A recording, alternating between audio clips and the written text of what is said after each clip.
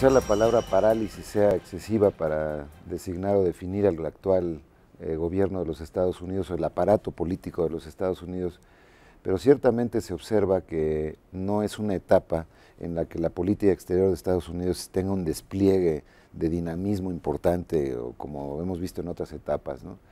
Ciertamente no en las etapas de la Guerra Fría y las etapas quizá después de la caída del muro de Berlín.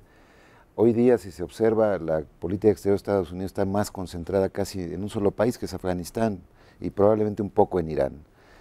Salvo eso, sus gestiones en otras partes del mundo y ciertamente América Latina son muy laxas y poco perdidas en el debate nacional de los Estados Unidos. Pero retomando, Jorge, el tema que dejamos en el corte anterior,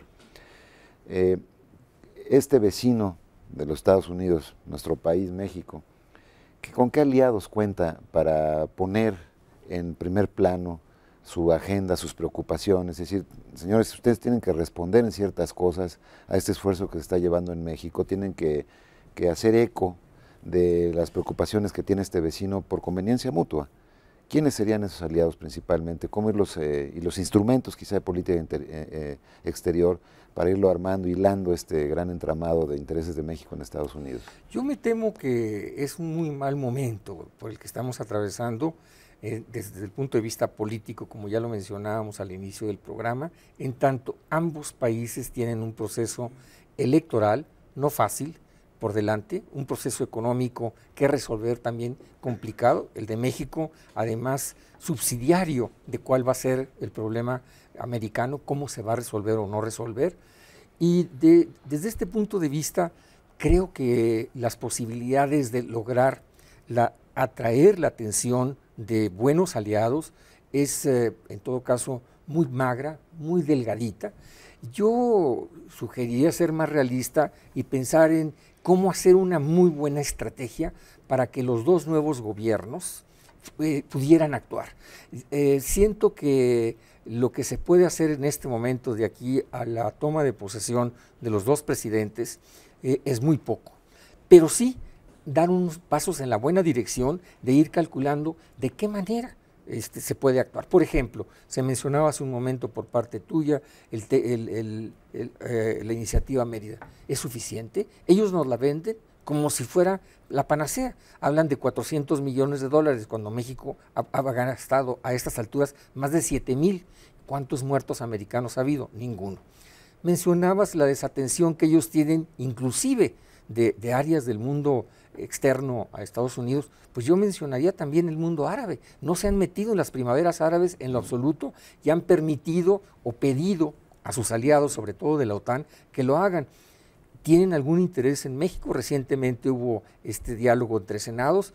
Francamente, no vimos ningún interés mayor sobre la legislación que atienda a los migrantes, prácticamente cero, y no habrá ninguna legislación sobre los migrantes, por lo menos en los próximos 2 a 3 años y mínima, nada de enchiladas ni mucho menos, ¿no? Entonces yo sí creo que, para ser realista, de aquí a la toma de posesión no podríamos ver siquiera un intercambio prudente entre los dos gobiernos.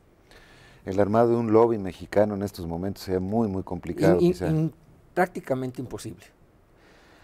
Ahora bien, igual que Estados Unidos es un monstruo de demasiadas cabezas y a veces lo tratamos de ver como si fuera una entidad unificada, pero ciertamente yo siento que en el sur, sobre todo de Estados Unidos, el estado ahora ya más poblado, ¿no? Texas, después de California, o sea, los dos estados más poblados de Estados Unidos son estados vecinos de México con una enorme influencia en la política de los Estados Unidos, y ahora quizá, si se dan los cambios en la reforma política de Estados Unidos, lo tendrán más.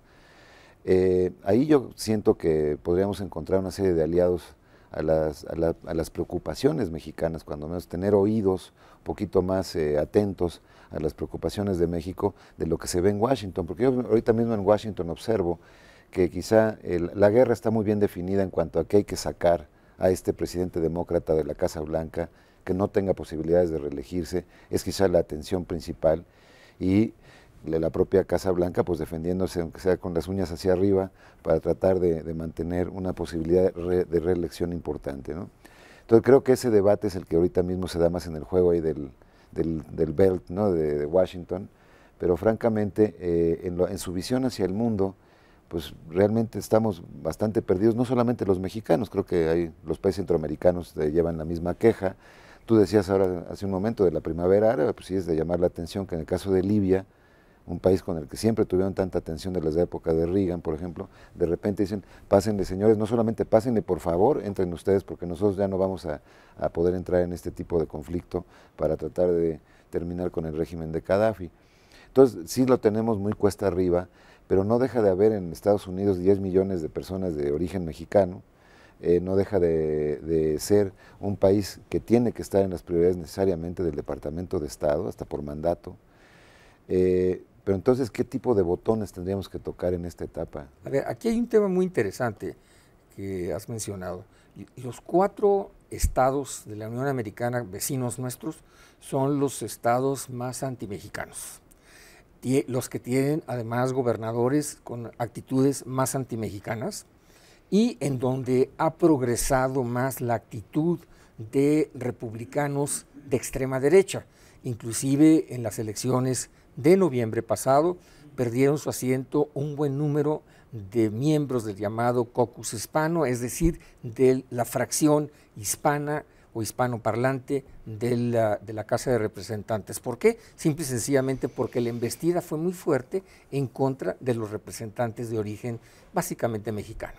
Entonces, Perry es un gobernador que se distingue, lo hizo hace unos cuantos días con el último, al ejecutar a un compatriota que inclusive había sido tema de una decisión de la Corte Internacional de Justicia. O sea, inclusive pasar sobre el derecho internacional no les preocupa en lo absoluto, ¿no? Es decir, siempre y cuando ellos tengan a sus votantes, atiendan a su electorado, atiendan a la política local, ellos simple y sencillamente no van a voltear hacia México, independientemente de los varios miles de kilómetros que tengan de frontera con nosotros. Entonces, no va por allí. Yo sí siento que podríamos buscar otro tipo de aliados, por ejemplo, algunos aliados en el Senado con gran fuerza, como el senador Durbin, por ejemplo, de Illinois, diga, de manera muy selectiva, por lo menos a que nos ayuden con esta transición, que si no lo sabemos hacer, va a ser una transición extremadamente difícil para México.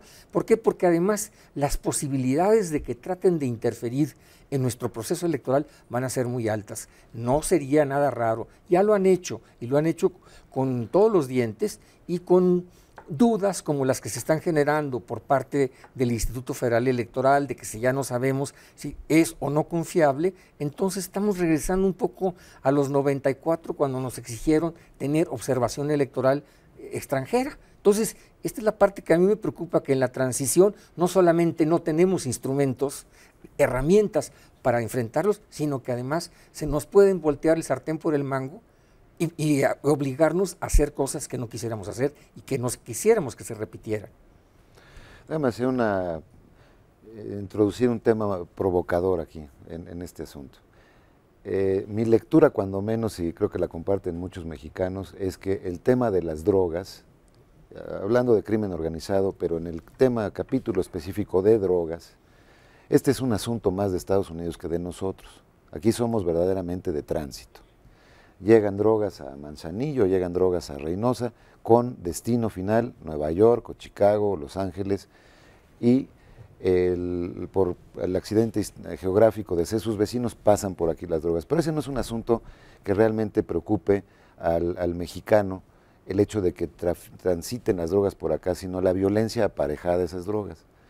Si en un momento dado México dijera, vamos a dejar que las drogas pasen libremente, nos vamos a concentrar en los temas o los delitos que sí le preocupan a los mexicanos, como es el secuestro, la extorsión, el derecho de piso, ese tipo de cosas, las matanzas callejeras, ese tipo de cosas que sí nos preocupan realmente.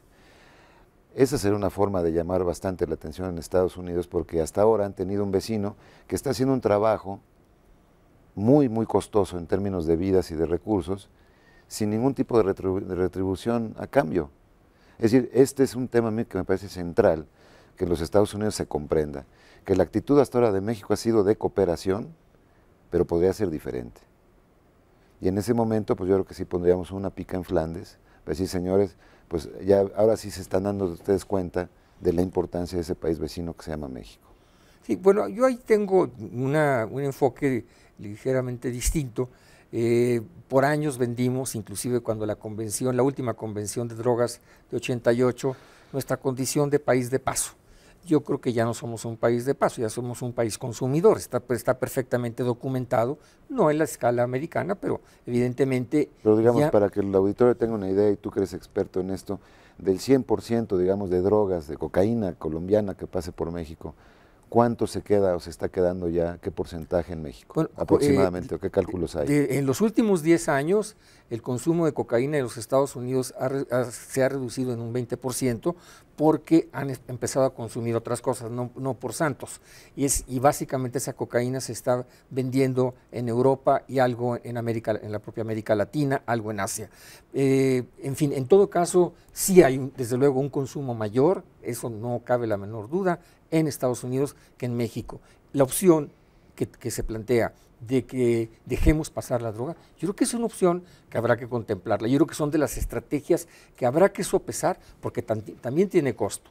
Hoy sí hay una represión, de todas maneras, hay una vigilancia de la autoridad, de todas maneras, para la droga que se queda. Es decir, el día que este freno se acabe, vamos a ver cuál es el costo. Pero entonces yo sí creo que es una opción que debemos de calcular y que puede ser buena. Es decir, que pasen por aquí, lo que sea. Ahora, ¿cuánto se va a quedar? Porque durante tanto tiempo que dijimos, somos solamente país de paso, ¿verdad? No nos dimos cuenta cómo llenaban las calles, las escuelas, los antros de los chavos, etcétera. Y hoy ya somos un país que ya no se distingue precisamente por ser exclusivamente de paso. Entonces, creo que esta parte yo la vería con un enorme cuidado, es una decisión que hay que sopesar, de acuerdo con GIFE y con los organismos de Naciones Unidas encargados de estos temas. Es muy delgadita la línea y esto sí me preocuparía muchísimo que tomáramos una decisión de alto costo. Pero insisto, yo la consideraría como una de las primeras, digamos, de las primeras estrategias a seguir, la de decir, está bien que pase por aquí todo lo que tenga que pasar y allá ahora sí que ellos tomen las decisiones que tengan que tomar y que no han querido tomar hasta ahora. Un poco, la idea de las relaciones internacionales es llevarlas a estadios superiores, no de irlas bajando.